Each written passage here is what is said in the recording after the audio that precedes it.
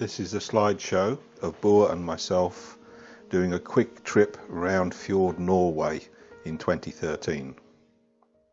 This is the basic route we took, all the days put together. We decided to head up through Denmark this time, taking a fairly slow coastal route. The first day we headed to just east of Cuxhaven to this quite interesting hotel, I suppose you'd call it, that we'd found on Booking.com. It was really interesting. The room we got there was really huge.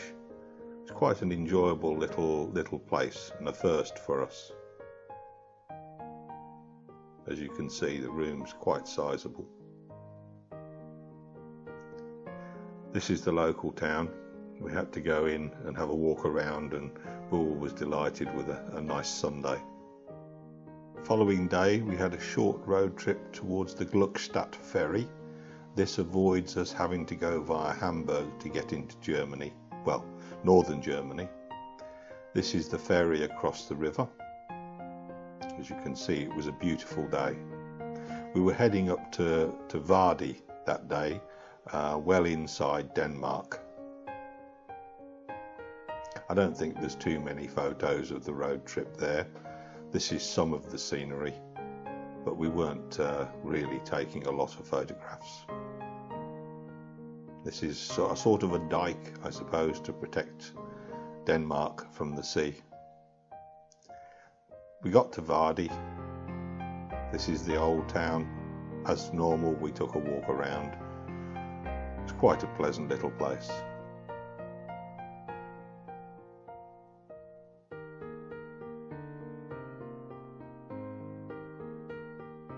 The following day we continued our journey north, heading from Varde up towards North Jutland, ready for the ferry the following day to Norway.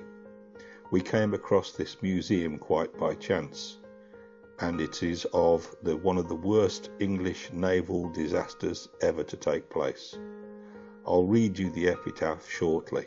These are just a few photographs that I took while we were there. It's quite an interesting place, and it's a battle I'd never heard of before. Well, not a battle as such, a disaster. On the night of the 23rd of December, a few men from Fjord Norway were keeping watch over a merchant vessel that had stranded a few days earlier. A fierce northwesterly storm was blowing, and the men had erected a tent on the shore as protection from the hurricane force winds. Around 5 o'clock in the morning they saw a glint of light and heard a strange bang. They went south to investigate the noise and discovered that a large ship had come ashore and had fired its cannon as a distress signal. This was the English 74-gun battleship Defence. Shortly afterwards, the St George of 98 guns was also driven ashore a couple of miles further south. Defence had a crew of 558 men, and the St George had at least 700 aboard. From the two ships, only 17 crew members survived. That night we stayed at a sports centre of all places, just south of Herschel in a little town.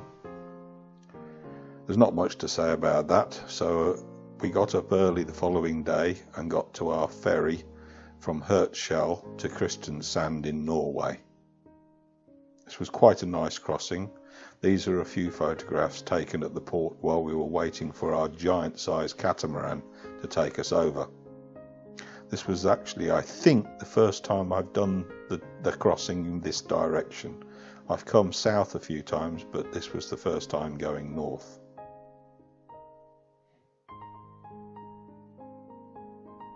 These are just images from once we boarded on the boat with quite a few other bikes to the crossing itself. We were heading to a place, although we didn't know it at the time, we were heading to a place called Vic Camping. This is it. It's absolutely stunningly beautiful setting. They offered us a hut near the centre, but we declined and we went for this hut as close to the lake as possible. This is Boer in the distance, as you can see, cross-legged and meditating on the shore of the lake.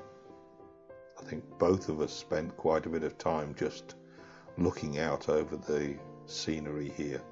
Absolutely beautiful.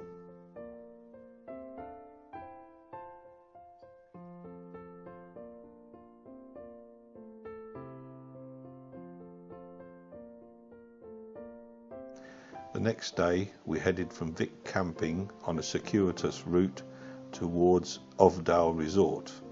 Again, we didn't know we were going to be here, it's just where we ended up.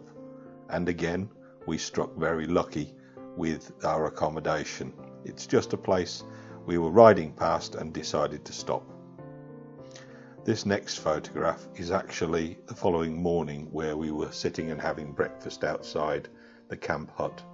They did some really nice pastries and pancakes and coffee for breakfast. This was our hut that night. Quite pleasant, plenty of room inside. I don't remember how much it was, but they seem to be pretty standard.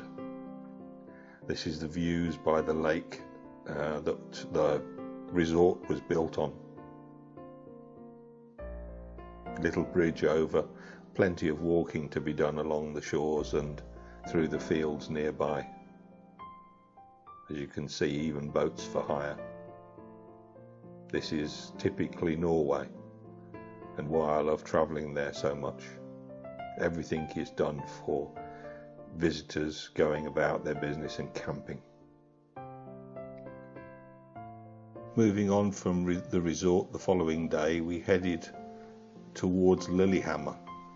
This was famous for hosting the Winter Olympics at some point.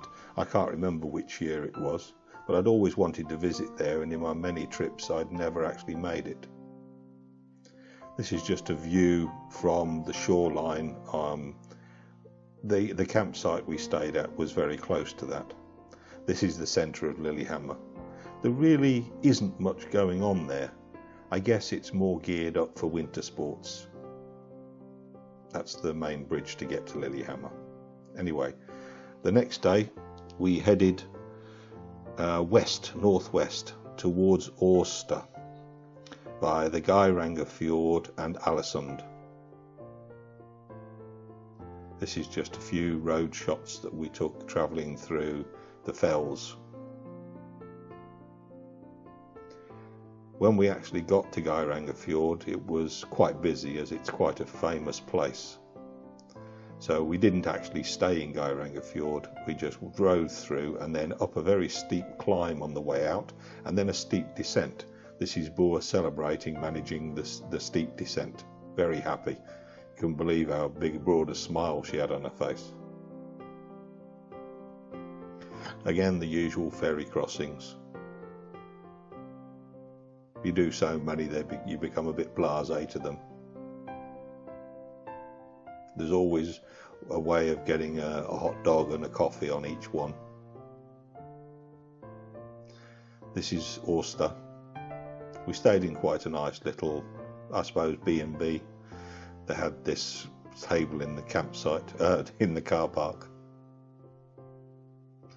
Anyway, next day we headed southeast this time, via Korpanga towards an unpronounceable place. Quite picturesque. More ferries, of course. It's the only way to get around in Norway.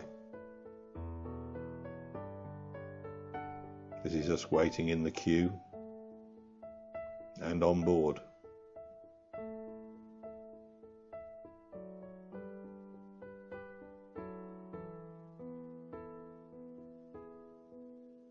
As you can see in the background shots, lots of camper vans. That seems to be a very popular means of transport in this part of the world.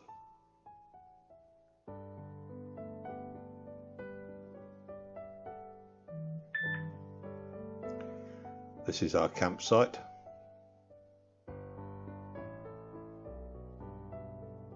And the lake it was near.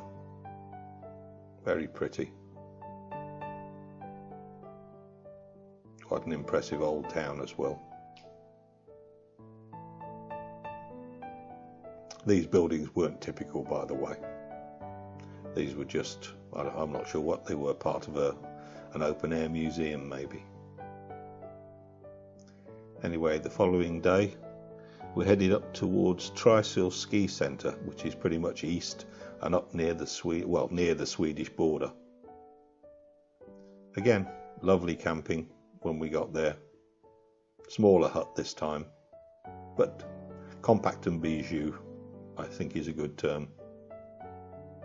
After a day's riding, anywhere is good that's warm and dry.